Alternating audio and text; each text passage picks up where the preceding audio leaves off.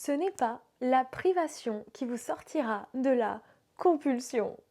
Hello les sunshine, c'est Manon, votre coach pour une vie plus lumineuse. Et aujourd'hui, on va parler d'alimentation. Comme je vous ai dit, cette petite phrase d'intro, ce n'est pas la restriction qui vous empêchera la compulsion, c'est-à-dire c'est pas de vous priver à fond qui vous empêchera de faire des compulsions alimentaires, bien au contraire.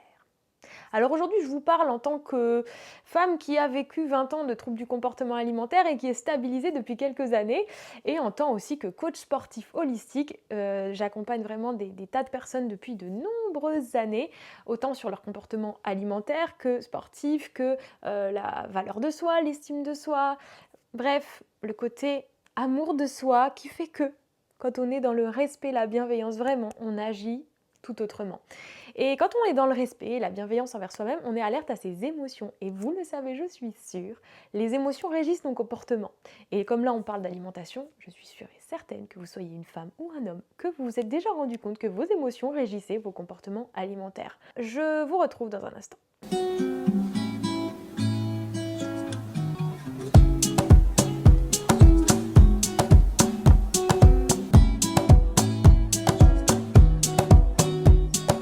On peut avoir des phases dans sa vie où il y a des périodes d'excès, puis des périodes de privation, puis à nouveau des périodes d'excès, puis à nouveau des périodes de privation. Je le vois dans les personnes que j'accompagne en coaching avec ma méthode Body Shine.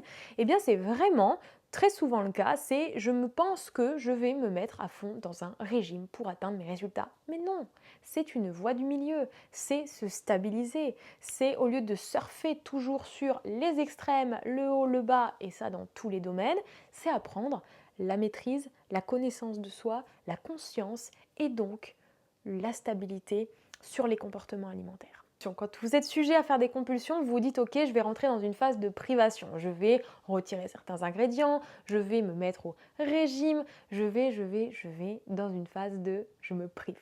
Ça va vous donner une illusion de contrôle. J'insiste sur le mot illusion. Je contrôle la situation, j'enlève des ingrédients que d'habitude je fais des folies dessus, je me prive, je me prive, je me prive. Donc vous allez penser à ce moment-là que vous êtes en total contrôle de la situation, alors que pas du tout. D'où le terme illusion. La privation entretient la frustration. La privation maintient le corps dans un état d'alerte. La privation renforce l'obsession. Et la privation finit presque toujours par nourrir la compulsion. Elles se suivent.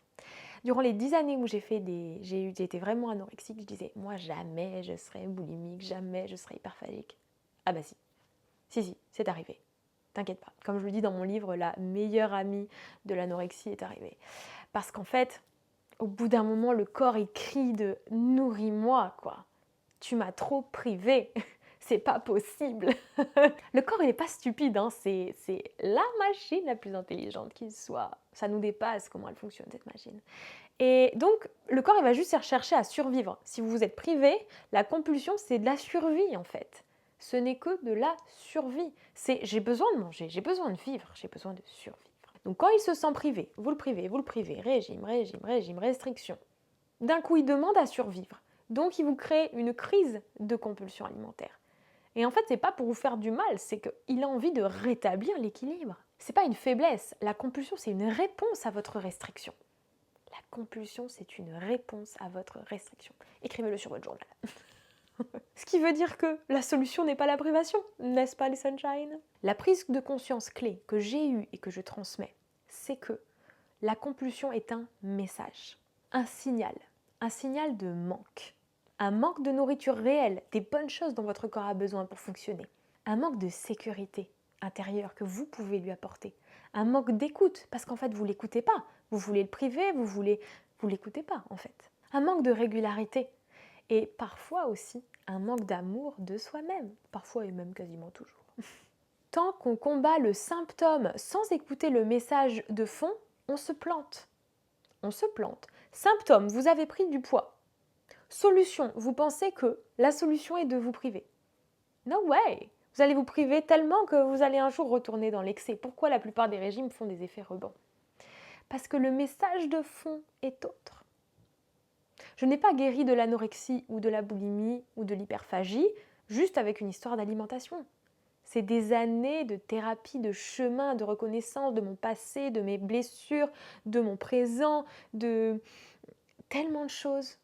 Et de la bienveillance et de l'amour envers soi-même et du pardon et de l'enfant intérieur et de ci et de ça et de tellement de choses.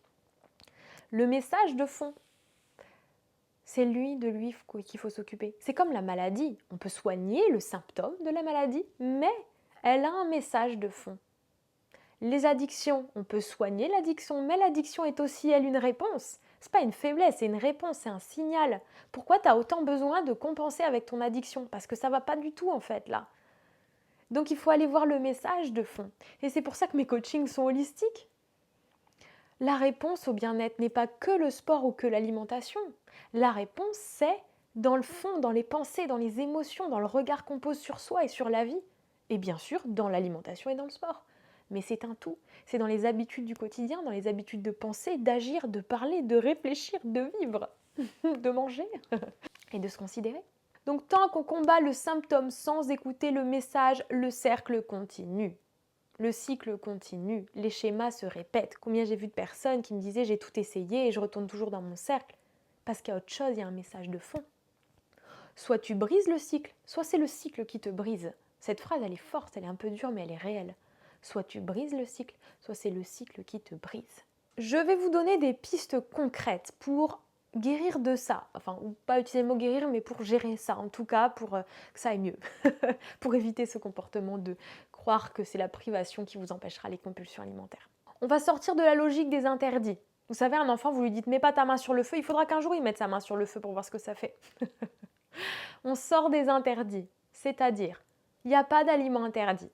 Voilà, partir de là, déjà, c'est pas interdit, c'est ok, tu peux de temps en temps. Mais on n'interdit pas. Pour le cerveau, la logique de l'interdit ne marche pas. Donc, on va diriger. C'est comme moi dans les coachings où je vais dire c'est mieux sans gluten, c'est mieux sans produits laitiers, c'est mieux d'éviter le coca, c'est mieux d'éviter l'excès d'alcool, c'est mieux d'éviter... C'est mieux, mais ça ne veut pas dire que dans votre tête, il faut que ça soit c'est interdit, mon Dieu. C'est mieux et vous allez voir que plus vous allez prendre soin de vous, plus vous allez être à l'écoute de comment votre corps réagit à ce que vous lui donnez, moins vous allez avoir envie de déconner et de vous gaver de choses qui vous font du mal. Mais c'est un processus, ça ne se fait pas du jour au lendemain. C'est un processus. Et j'aime à dire que quand on fait des crises de compulsion, le but c'est d'espacer les crises. C'est pas d'avoir la prétention de dire je ne veux plus jamais faire de crise et je n'en ferai plus jamais. Ah ben tu sais pas. Je sais que quand il y a des épreuves de vie, choses qui arrivent toute la vie, vous le savez, eh ben on sait où sont nos faiblesses. Quelqu'un qui aurait tendance à aller dans l'alcool, il sait que ça va être dur, peut-être qu'il va aller dans l'alcool. Bah non, il faudra être dans la maîtrise de soi ou être accompagné en thérapie, etc. Je sais que ma faiblesse, elle va aller sur l'alimentation. Privation, excès, anorexie, hyperphagie. Bon, ok, je connais mon problème, je l'ai vu en long, en large et en travers. Donc, vous savez vos failles. Vous savez, il faut être conscient de sa lumière et de ses ombres. On est le yin, le yang, la dualité fait partie de nous tous. Donc, si vous savez que quand ça va pas, vous avez tendance à vous comporter comme ci ou comme ça, comprenez-le, voyez-le, essayez d'entrer en connaissance de vous-même, en maîtrise de vous-même et de vouloir le meilleur pour vous-même et d'agir en ce sens. Il ne s'agit pas juste de vouloir, mais d'agir. Et ensuite, advienne que pourra. Donc on sort de la logique des interdits, ça c'est une piste importante. Vous vous autorisez de temps en temps. Au moins vous n'êtes pas dans l'interdit. Ensuite, rétablir une alimentation régulière, c'est-à-dire ne soyez pas dans je me prive, c'est comme le jeûne intermittent, je le conseille mais je ne l'impose pas. Il y a des gens, le jeûne intermittent, quand on est sensible aux troubles du comportement alimentaire, ça ne marche pas. Moi j'ai vu des phases de ma vie où il ne fallait pas que je le fasse. Parce qu'en fait le cerveau il repasse en mode survie, on me prive. Vous voyez ? Et des fois, on ne peut pas. Et c'est aussi des phases de vie. Donc, c'est se dire, vous pouvez manger régulièrement le matin, le midi, en collation, le goûter, le soir. Vous avez le droit. Vous pouvez manger régulièrement. Et mettez-vous ça plutôt dans la tête. Je peux manger régulièrement. Ça rassure mon corps. Bien sûr, après, il y a un travail à faire sur qu'est-ce que je mange régulièrement. Mais en tout cas, c'est des pensées qui sont importantes. Parce qu'en fait, ça vient de votre pensée. C'est pour ça que le troisième point en piste concrète, c'est travailler sur la relation au corps. La relation aux émotions et au corps. Pas juste à qu'est-ce que je mange. Vous voyez ? C'est beaucoup plus profond que ça. Donc si vous savez que vous êtes sujet à des troubles d'excès ou de privation, de régime, de reprise de poids, de ceci ou de cela, ou même avec un poids à peu près stable parce que vous compensez bien, mais en fait une souffrance psychique, c'est qu'il y a besoin d'aller dans la relation au corps, dans le regard sur les émotions, etc. Et là, vous avez besoin d'aide, que ce soit en thérapie, ou que ce soit vous, de lire des livres, de faire de la recherche, ou de prendre de l'aide, ou de me prendre en tant que coach.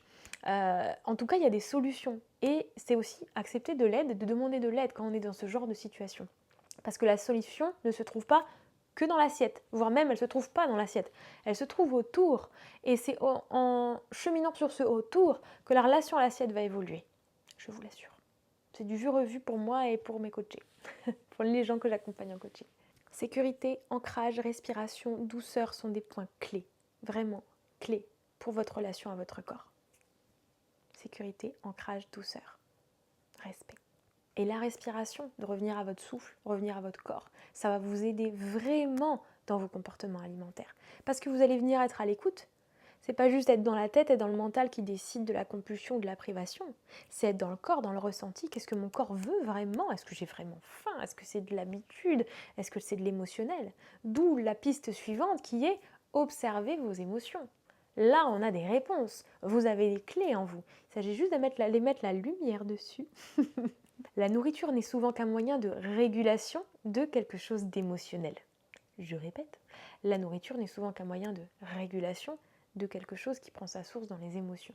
Donc allez regarder la sphère émotionnelle. Remplacez la lutte par l'écoute. Remplacez le combat. Dans mon livre Le joyau est dans le cœur, je le dis vraiment, on n'est plus dans un combat avec soi-même. Et dans tous les domaines de vie. On est dans je m'accueille, je me respecte, je veux le mieux pour moi. Sans nuire aux autres toujours, mais je veux le mieux. Alors qu'est-ce que je fais? Donc sortez de la lutte. C'est pas je lutte contre moi, contre mes pensées, contre mon mental, contre mes émotions, je suis... Combien de fois je me disais mais je suis ma pire ennemie en fait. Non, stop, on revient à être allié, à être ami avec soi, son corps, son mental, son esprit, son âme. On revient dans l'unité, dans l'alignement. On sort de la lutte, sortez de la lutte. Venez dans l'amour, la bienveillance. Non, ça va pas être facile tout le temps. Mais c'est possible, oui c'est possible. C'est un apprentissage progressif, hein. Je ne vais pas vous dire « Oh c'est bon, lâchez prise ». Bah non, c'est pas possible en fait. Cette lutte, vous la tenez tellement bien que vous ne pouvez pas lâcher comme ça, parce que c'est aussi une histoire de contrôle, parce qu'on a des excès ou des privations alimentaires, on est dans le contrôle finalement. En fait, soit on va le perdre le contrôle, soit on va vouloir le tenir, bref. Quoi qu'il en soit, c'est des jeux de dualité qui se... Alors au lieu de faire en vous-même, essayez de faire je me donne la main, je me prends par la main. Les blessures de l'enfant intérieur, on les prend dans nos bras comme un père et une mère en interne. Et on devient l'adulte à l'intérieur de soi, on se sécurise, on se materne. Donc, sortez de la lutte, soyez dans un lâcher-prise progressif de cette lutte pour venir dans l'unité et l'alignement.